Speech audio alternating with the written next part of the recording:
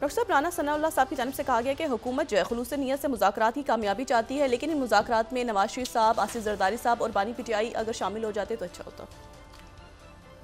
कुछ नहीं हो रहा जी, कोई मुज़ाकरा कुछ नहीं हो रहा है, क्योंकि ये सिस्टम जा रहा है, कोलैप्स हो गया टोटल। और ख्वाजा आसिफ साहब ने आज जो गुफ्तगू की है उसमें उन्होंने कहा है कि कुछ मिलती जुलती बात की है उससे कि ये देखना होगा कि कहीं हम इस्तेमाल तो नहीं हो गए या होने जा रहे हैं ऐसे करके। मेरा ख्याल है कि वो काफ़ी देर से उनको ख्याल है वो इस्तेमाल शायद हो गए हैं, या उन्होंने पता नहीं क्यों ये बात की है कि हम इस्तेमाल तो नहीं होने जा रहे। मैं आपको सिर्फ एक बात यहाँ पे ये बताऊँ कि जो इस पूरे सिनेरियो में जो इम्पोर्टेंट बात है वो ये है कि इसको ख्वाजा आसिफ साहब ये नहीं बता रहे कि कल तो DGISPR ने ये कहा है कि ये एक दहशतगर्द जमात है, यकीनन PTI की तरफ इशारा था उनका, और ये है कि 2014 से सारे मामले।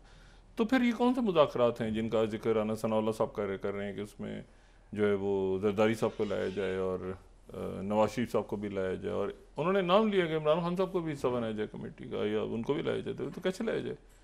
तो ये कन्फ्यूजन है इस पूरे अरेंजमेंट में, मैसिव कन्फ्यूजन है। और वो मेरे ख्याल से, मैं आपसे कह रहा हूँ ना कि वो कन्फ्यूजन, वो ये अरेंजमेंट नहीं चल रहा, अरेंजमेंट हुकूमत नहीं, अरेंजमेंट जो है ये नहीं, इसकी मतलब इसको नहीं, तो ये तो एक अजीब सा क्योस है, ये नहीं चल पा रहा अरेंजमेंट। और ये जब मुल्क में चैलेंजेस बड़े हैं और फॉरेन पॉलिसी, आपकी मईशत सारा हिला हुआ है मुल्क, समझ ही नहीं आ रही है, मतलब इनको खुद नहीं समझ में आ रहा कि इस अरेंजमेंट में बड़ी पार्टियाँ हैं सारी, मुस्लिम लीग नवाज बड़ी हुकूमत है, बड़ी जमात है, वो जो भी है वो उनसे उनको पता ही नहीं कि मुज़ाकरात करने हैं, क्या करना है, ओके हम इस्तेमाल ना हो जाए, इस्तेमाल हो गए हैं, होना है।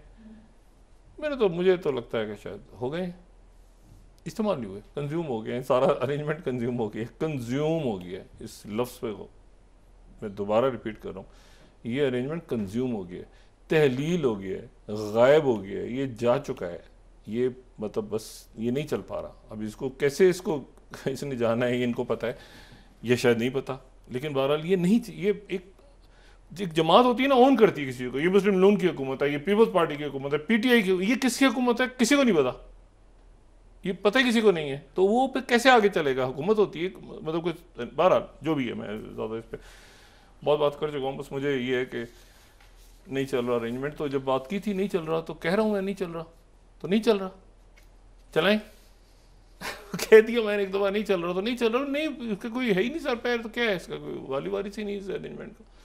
बहरहाल अल्लाह ताला खैर करे, मुल्क के इश्यूज बहुत बड़े हैं, ये इससे निकलें। अच्छा, कहीं तसादुम फैल रहे हैं और कहीं जो है वो हैरान कुन वाक़यात इस वक्त दुनिया में हो रहे हैं, हैरान कुन वाक़यात। मिसाल के तौर पे मैं शुरू इसको यहाँ से करता हूँ कि एक साहब है, उनका नाम है अब्दुल्ला ओगलान, अब्दुल्ला ओगलान उनका नाम है। वो उनकी उम्र अब तकरीबन हो गई है 75 साल अब्दुल्ला ओगलान की। ये जो है ये सीरिया में पैदा हुए थे और ये कुर्द हैं, और ये जो है ये सीरिया में ये पैदा हुए कुर्द हैं। फिर उसके बाद इन्होंने मतलब इनकी पूरी, मैं जो ज़िंदगी की इनकी पूरी उसको नहीं ज़्यादा बयान करूँगा, लेकिन मैं आपको सिर्फ ये बताऊँ कि ये PKK के सरबराह हैं, यानी वो PKK जिसको तुर्की एक दहशतगर्द तंजीम करार देता है, ये उसके सरबराह हैं, उसके बानी। इनकी एज तकरीबन 75 साल है। ये तवील अरसे तक शाम में रहे, और जब बहुत ज़्यादा कशीदा हो गए मामलात तुर्की और शाम के 80 और 90 की दिहाई में, तो फिर इन्होंने शाम, इनको कहा गया कि आप छोड़ दें। बहुत तलखी हो गई थी तुर्की और सीरिया के दरमियान, इन्होंने सीरिया को छोड़ दिया। फिर इन्होंने मुख्तलिफ जो है वो, एक वक्त ऐसा आया इन्होंने रशिया जाने की कोशिश की, फिर इन्होंने कोशिश की कि इनको, लेकिन उस वक्त ये वो दौर है 90s, अर्ली 90s, इन्होंने कोशिश की कि ये, क्योंकि सोवियत यूनियन टूट चुका था, रशिया में नहीं जा पाए। फिर यूरोप के अंदर इन्होंने, यहाँ तक सूरत हाल हो गई कि यूरोप के एक मुल्क में प्लेन इनका लैंड हो रहा है, प्लेन ही वहाँ से डाइवर्ट हो गया, उस मुल्क को टर्की की तरफ से मैसेज गया कि ये जहाज़ में अब्दुल्ला ओगलान आ रहा है, तो इसको आप लैंड नहीं होने देंगे। मतलब एक अजीब सा एक इनकी पूरी हिस्ट्री अब्दुल्ला ओगलान की। फिर अब्दुल्ला ओगलान जो है ये कीनिया में लैंड हुए, और कीनिया में जो है इनको जो है वो टर्की के हसास अदारों ने वहाँ पे इनको कीनिया में गिरफ्तार कर लिया 1999 में, 1999। और इनको जब गिरफ्तार कर लिया वहाँ पे, तो उसके बाद उस दिन का जो न्यूयॉर्क टाइम्स है उसने ये खबर लगाई थी कि US help Turkey find and capture Kurd rebel. ठीक है, अब्दुल्ला ओगलान को वहाँ पे उन्होंने गिरफ्तार कर लिया और टर्की जो है वो टर्की के हवाले कर दिया। अमेरिका ने भी हेल्प की होगी। टर्की जो है वो ज़ाहिर है नेटो का मेंबर है, अमेरिका से उनके बड़े अच्छे ताल्लुकात हैं। इनको पकड़ लिया जनाब कीनिया में और कीनिया से इनको टर्की के हवाले कर दिया 1999। 1999 से 2009 तक 10 साल अब्दुल्ला ओगलान जो हैं, ये जो सी ऑफ बॉस्फोरस है, सी ऑफ बॉस्फोरस, उसमें एक छोटा सा एक जजीरा है। उस जजीरे का जो नाम है, अगर हम ये मैप दिखाएं थर्ड, उसका नाम है इमराली।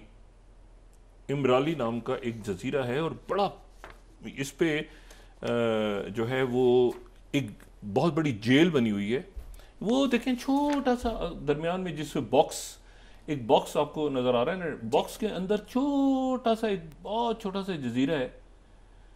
तो ये जो जजीरा है इसके ऊपर सदियों पुराना एक किला कहें उसको या जेल कहें, वो किला जेल बिल्कुल समंदर के अंदर एक जजीरे के ऊपर एक किला है और वो जेल है।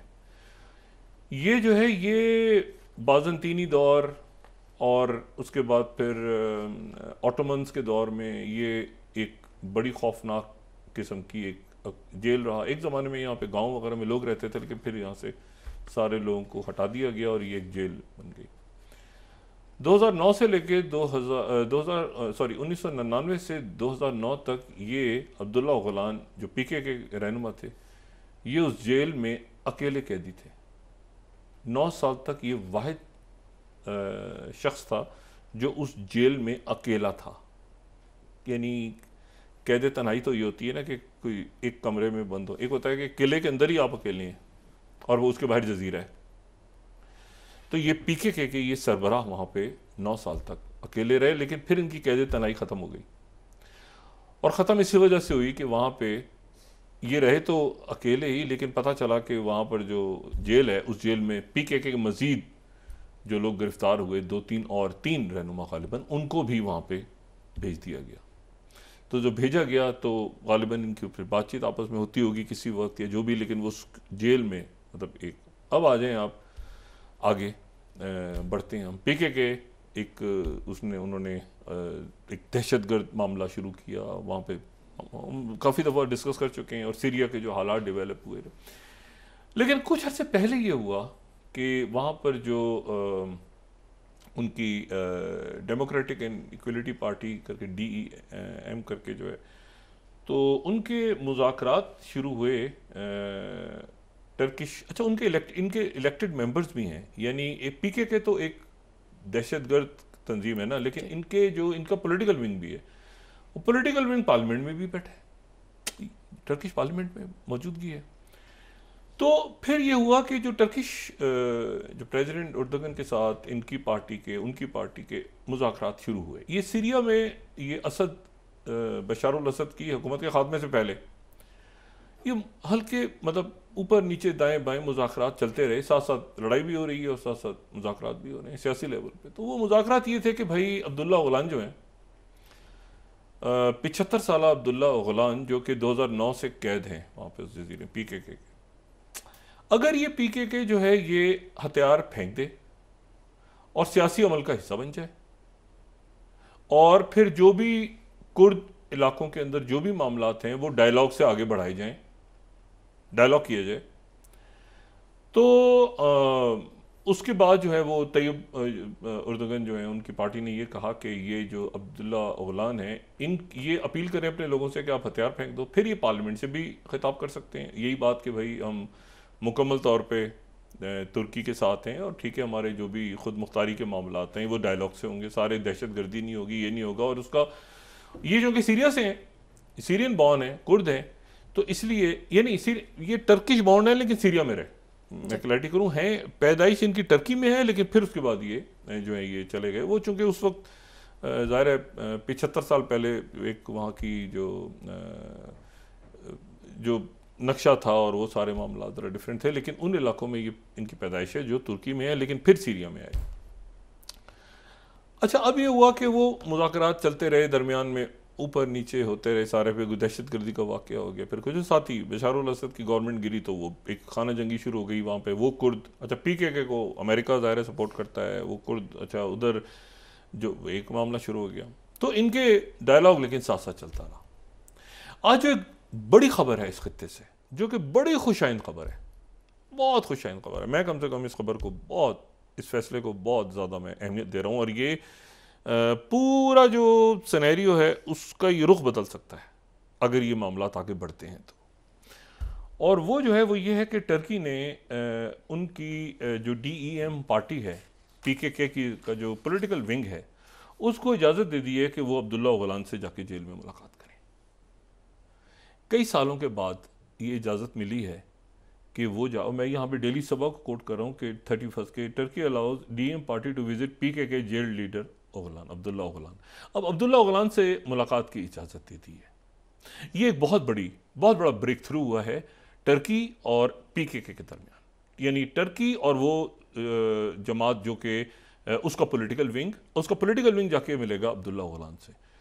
मुझे इस बात का यकीन है कि ये अब्दुल्ला ओगलान जो हैं ये इस पूरे सिनेरियो में ये चाहेंगे, और मेरी ख्वाहिश भी है कि ये एक सियासी अमल का हिस्सा बने, और सियासी अमल का हिस्सा बने। और जब टर्की ने इजाज़त दी है तो ये वहाँ पर ज़ाहिर है यही बात, देखें दहशत गर्दी और ये सारे मामला ये किसी इशू का हल नहीं है। अल्टीमेटली टेबल पे आना बहुत बड़ा ब्रेक थ्रू है कि ये उनकी पॉलिटिकल पार्टी जो है वहाँ जाके अगर मुलाकात करती है, और जो अल अरबी अभी इसको पॉजिटिव अरब मीडिया भी इसको कर रहा है कि Turkey's 32 pro Kurdish party to visit jail PKK leader Abdullah Ocalan. बहुत बड़ा ब्रेक थ्रू है।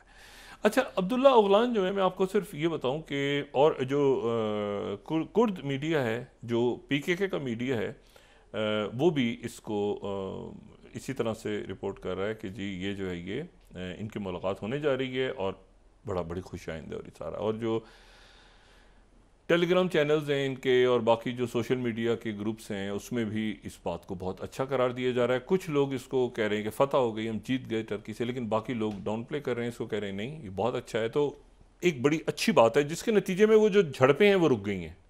टर्की जो सीरिया में लड़ाई हो रही थी वो रुक गई है इस वक्त, और ये बहुत बड़ा स्टेप हुआ है कि जी डायलॉग की तरफ चली गई है। PKK का पॉलिटिकल विंग और टर्की ने इजाज़त दे दी है कि आप जाके बात करें।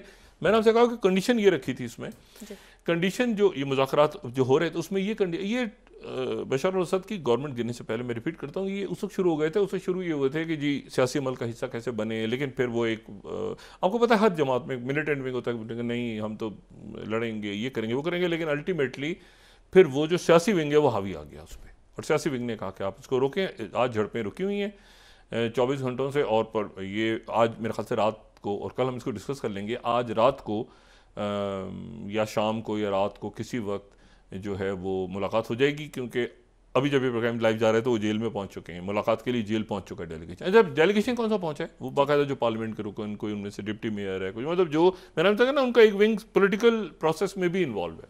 तो बड़ा ब्रेक थ्रू है, और हम उम्मीद करते हैं कि ये पॉलिटिकल डायलॉग आगे बढ़ेगा और टेररिज्म और आर्म्ड कॉन्फ्लिक्ट से हटेंगे सारे लोग। बड़ी अच्छी खबर है, और उसका रिजल्ट जो है पूरे रीजन पे पड़ेगा, और सीरिया पे भी पड़ेगा, और टर्की पे भी पड़ेगा। वहाँ पे टेररिज्म की एक्टिविटीज सारी ख़त्म होंगी।